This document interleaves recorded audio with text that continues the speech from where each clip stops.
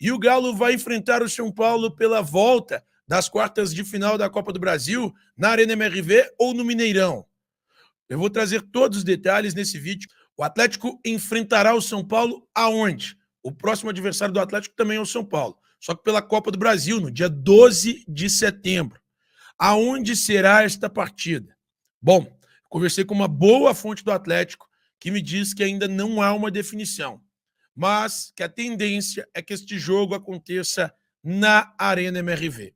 A tendência neste momento é que a partida entre Atlético e São Paulo, pela volta das quartas de final da Copa do Brasil, aconteça na Arena MRV. O Atlético mandou a partida contra o Fluminense pelo Campeonato Brasileiro no estádio do Mineirão. Por quê? Porque o gramado da Arena MRV foi muito criticado pelos jogadores, pelo elenco comandado por Gabriel Milito.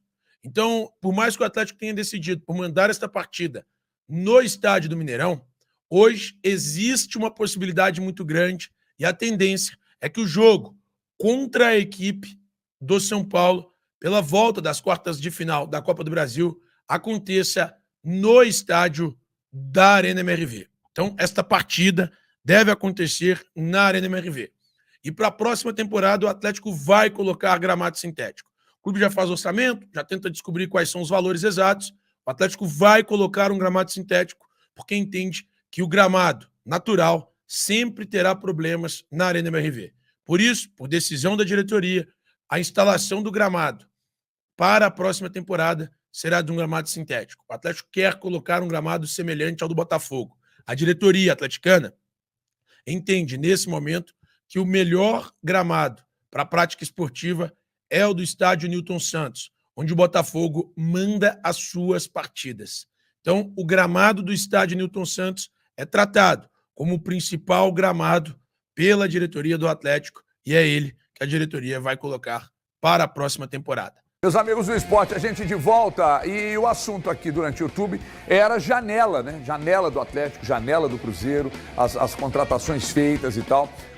A janela do Atlético com 5 reforços, né? E as saídas a gente vai colocar na tela aí. Enfim.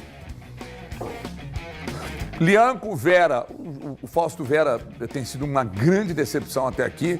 O Lianco sem uma sequência ainda, né, para a gente fazer uma avaliação mais robusta. O Bernard ainda não se ajeitou e aí fica a dúvida, né? É esse encaixe que falta. Ele não está se adaptando ao estilo do Milito, ou o Milito bom, enfim, não sei o que pode acontecer, mas ainda acho que vai encaixar. Júnior Alonso voltou bem, acho que sem ressalvas. E o Davidson também ainda. Saiu. Eu também acho. O Júnior Alonso dele foi muito ruim. O Júnior Alonso ele volta melhor do que o Júnior Alonso que deixou o Atlético aqui na temporada de 2020. Agora, o Davidson ainda nada, hein? O Davidson é o seguinte, o Davidson... A expulsão foi o grande lance dele. O melhor lance dele desde a chegada foi a expulsão... Que ele cavou. Que ele cavou contra o Grêmio e tal, que acabou ajudando de certa forma, embora o Milito tenha demorado a anotar, ajudar de certa forma na vitória. O Davidson só vai conseguir melhorar o jogo dele no Atlético mudando o esquema. Não estou criticando o treinador em relação a isso, estou dizendo que o Davidson no esquema atual, para mim, ele não vai conseguir jogar bola. Você está decepcionado com o Vera? Tô porque eu falei ontem aqui... Nós falamos. Nós falamos ontem aqui, que é o seguinte, quando o Milito pediu o Fausto Vera, o Fausto Vera do Corinthians chegou bem, teve uma queda, mas ninguém conhecia melhor o Fausto Vera do que o Milito.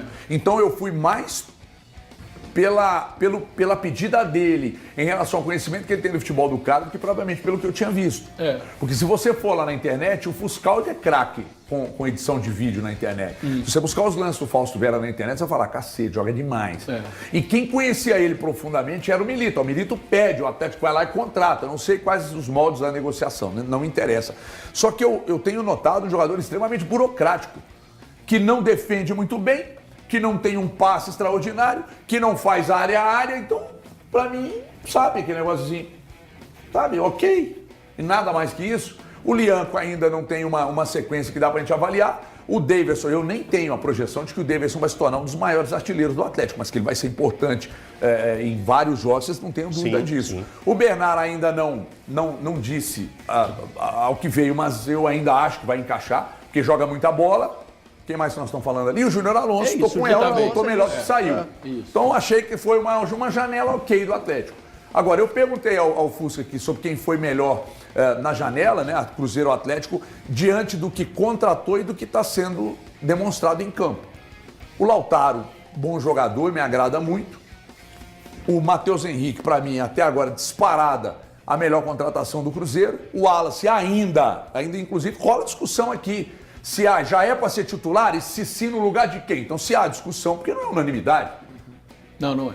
Né? Mas tem potencial. Embora seja um jogador com números muito expressivos. Daqui a pouco nós vamos falar disso tudo aqui, mas...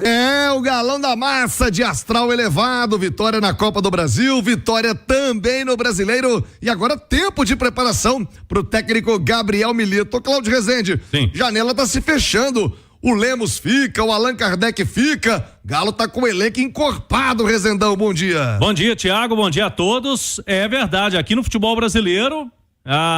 o período de janelas fechou ontem, então transferência nacional para esse ano não pode acontecer mais. E aí o que aconteceu também? Diante disso, o Atlético utilizou o Allan Kardec, fez o 7º jogo contra o Grêmio, aí ele não poderia jogar por outra equipe no Brasileirão. O Maurício Lemos, que ficou fora de vários jogos, também foi relacionado, viajou para o sul do Brasil, e o Lemos teve propostas, inclusive para receber mais grana. O salário maior, tanto no São Paulo quanto no Vasco, mas ele preferiu continuar no Galo. Ele tem contrato até o fim do ano que vem, então o Maurício Lemos está esperando aí novas oportunidades. Mas eu destacava em manchete, Thiago, que o Atlético, lá no início do ano, a SAF, ela faz uma previsão orçamentária de vendas de jogadores, 65 milhões de reais para esse ano de 2024. Falta quanto para a meta? Falta 35. Eita. O Galo conseguiu 30 mais ou menos até agora, com as saídas, né? Do Pavon. Pavon foi quem rendeu mais pro Galo. Pavon foi 20 milhões. A transferência pro Grêmio. Bem vendido. Foi bem vendido. O Gemerson, 3 milhões de reais. O Patrick. O Gemerson estava em fim de contrato, né? Não dava pra tirar muita coisa. Exatamente. O Edenilson, por exemplo, também em fim de contrato, foi a custo zero, então não dá pra contabilizar aqui. O Patrick foi pro Santos. 5 milhões, só que o Atlético vai receber só ano que vem, então aí não pode entrar muito nessa conta. Paulo Henrique do Vasco, o Galo recebeu esse ano, lateral direito, 4,9 milhões, tem um valor também do Jair, né, que foi transferido pro Vasco, um valor também... Pro Flamengo. Jair? O Jair, teve o Alan, que tem parcelado ainda pra cair, né? Exato. Então aí vai entrando... O Jair no Vasco, o Alan no Flamengo. E parcelamento já vai entrando na conta. Exatamente. Mas ainda faltam 35 milhões. O que pode acontecer aí, Thiago? Pro futebol brasileiro tá tudo fechado agora. Aí, o Alisson, a gente apurou, o atacante Alisson, ele chegou, o Atlético tem uma proposta na mesa de 9 milhões de euros. Só que o Galo achou pouco pelo valor do Alisson, jogador que já tá indo pra seleção sub-20, não quis vender. A gente teve a informação que o mundo árabe pode chegar com uma proposta. O mundo árabe ainda não tem janela fechada. Agora, as principais ligas europeias, tá tudo fechado já, Thiago. Fechou a janela lá. Na Itália, na Espanha, na Inglaterra. Então, agora, para o Galo bater essa meta, ou vende algum jogador para o mundo árabe, esses mercados mais periféricos. Senão, vai ser difícil bater essa meta desse ano. Ou esperar por dezembro, talvez entre nos cofres ainda, né? Se for uma transferência em dezembro aí, pode acontecer. Vai ter que fazer uma engenharia o Galo aí para conseguir fechar esse orçamento. Fato é que quando o Milito foi contratado, foi apresentado para ele esse valor que o Galo precisava vender. Agora, Rezendão, o elenco fica encorpado, né? Milito ganha o Lemos, que é bem verdade, pelo que a gente entende, se mostra do que foi a temporada, estava pouquíssimo cotado com o próprio Milito. Sim. O Kardec já se mostrou útil, inclusive no último jogo contra o Grêmio, para ser essa opção de ataque. Será que o Milito pode, e aí cabe muito ao treinador, né? Reaproveitar essa turma, colocar em condição de jogo e utilizando de acordo com a necessidade? Eu creio que ele vai utilizar, Thiago, até porque o Galo tem 3 competições, o Lemos não vinha sendo muito utilizado, até porque a diretoria, né, falou, deixa ele de fora para não completar o 7º jogo, para ele ser negociado. A proposta era boa, o Galo precisava vender, mas como o atleta não quis, ele tem contrato, o Galo tem que utilizá-lo. Vamos ver como vai lidar com essa situação, o Milito. Agora, sobre o Kardec, eu não tenho dúvida, porque o que o Milito encheu a bola do Kardec no último jogo, profissionalmente, né, Thiago? Não tá conseguindo render em campo, mas é um cara muito dedicado e ele lamentou dar poucos minutos ao Kardec esse ano. Importante lembrar, o Kardec vem de uma lesão seríssima na coluna, né? Ficou muito tempo afastado. Tem cirurgia. E vai buscar o seu espaço agora. O Brenner Silva tá lembrando aqui no YouTube do Savinho. Se não tem uma beirada do Savinho aí, essa berola do Savinho vendido pro Manchester City. Ainda não caiu nesse orçamento do Atlético, né? Mas realmente tem aquela parte do formador, né? O Atlético vai ganhar uma grana aí do Savinho. Mas fato é que para fechar, tem que ter uma venda esse ano. Não precisa ser uma venda extraordinária, né, Thiago? Como a do Alisson, 9 milhões de euros, passaria tranquilamente. O Cícero Gonçalves está perguntando se a premiação não entra nessa conta. Não, a premiação é outro. É outro orçamento, É outro Cícero. orçamento. Tanto que o Galo bateu no orçamento desse ano, o Galo tinha que chegar aonde já chegou. Então o Galo daqui em diante é lucro, entre aspas. Meta do orçamento. Da meta do orçamento, porque se o Galo chegar às semifinais, por exemplo, de Copa do Brasil, Libertadores, já consegue um valor a mais e quem sabe pode compensar, né, Thiago? Se consegue ser campeão da Copa do Brasil ou da Libertadores, aí é um valor bem alto e se não conseguir vender, pelo menos troca, né? Premiação aqui, não bater na meta de venda. Fala comigo, de volta, Cláudio Rezende. Os jogadores seguem curtindo folga, Thiago Reis. Amanhã tem reapresentação do elenco e aí o Milito vai ter um tempo.